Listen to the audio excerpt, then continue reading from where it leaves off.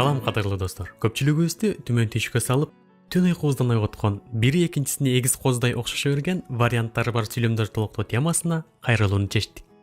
Андыктан белди бекен бойлуу дагы кыска, бирок аз да болсо маңыздуу сапарга кадам коелу.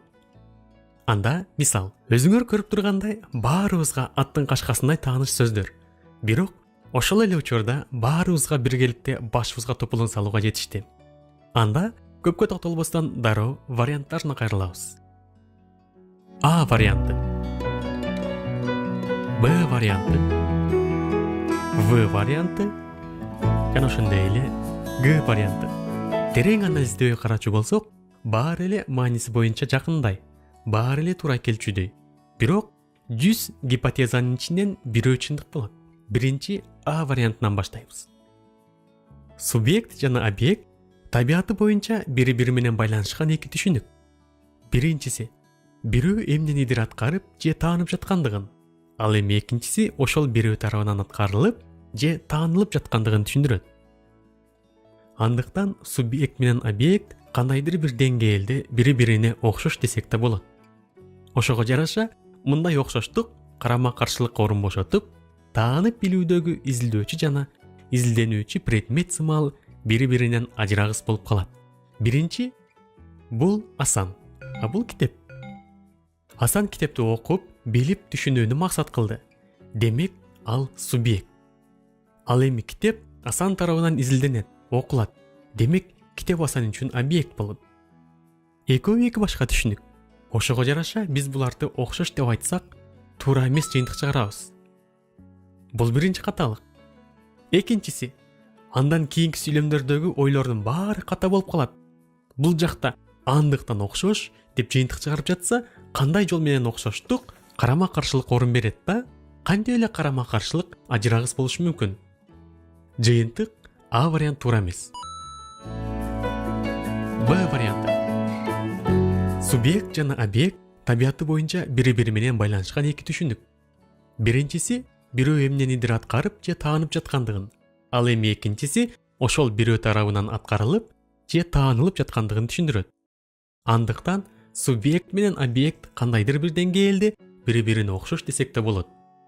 Мына ошондуктан мындай окшоштук карама-каршылыкка орун бошотуп, таанып билүүдөгү изилдөөчү жана изилденүүчү предмет сымал бири экинчисин четке кагат.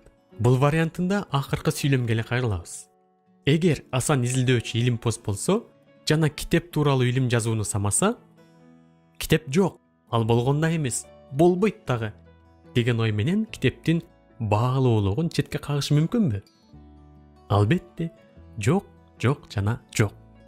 Жыйынтык Б варианты туура эмес. В варианты. Субъект жана объект табиаты боюнча бири-бири менен байланышкан эки түшүнүк.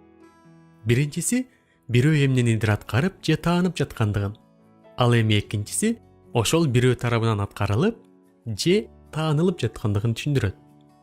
Андыктан субъект менен объект кандайдыр бир деңгээлде бири-бирине карама-каршы келет десек да болот. Ага карабастан мындай карама-каршылык окшоштук түшүнүгүнө дал келип, таанып билүүдөгү изилдөөчү жана изилденүүчү предмет сымал бири экинчисин четке кагат. В вариантында да Б вариантындагы проблема бар. Анткени карама-каршылык окшоштукка дал келсе, же Асан китептин баалуулугун изилдеген адам катары бири экинчисин четке кагышы мүмкүн эмес. Соңку чечүүчү Г варианты. Субъект жана объект табиаты боюнча бири-бири менен байланышкан эки түшүнүк. Биринчиси бирөө эмненидир аткарып же таанып жаткандыгын, ал эми экинчиси ошол бирөө тарабынан аткарылып же таанылып жаткандыгын түшүндүрөт. Андыктан субъект менен объект кандайдыр бир деңгээлде бири-бирине карама-каршы келет десек да болот. Бирок мындай карама-каршылык кээде окшоштукка жакын мааниге өтүп, таанып билүүдөгү изилдөөчү жана изилденүүчү предмет сымал бири-биринен ажырагыс болуп калат. Сүйлөмдөрдө айтылгандай, изилдөөчү менен изилденүүчү кандайдыр бир деңгээлде карама-каршы мааниге жакын келет. Анткени изилдеген адам Асан аракет кылат, изденет, ар тараптан карап кирүүгө далаалат жасайт, түрдүү жыйынтыктарды чыгарат. тактап айтканда тынымсыз аракетте болот. Ал эми изилденүүчү объект китеп бул аракеттердин бирин да жасабайт. Демек, ой туура баратат, карама каршылык бар. Бирок бул жердеги бирок деген кызматчы сөз дагы башкача өзгөчө жаңы ой бар экендигин эске салат.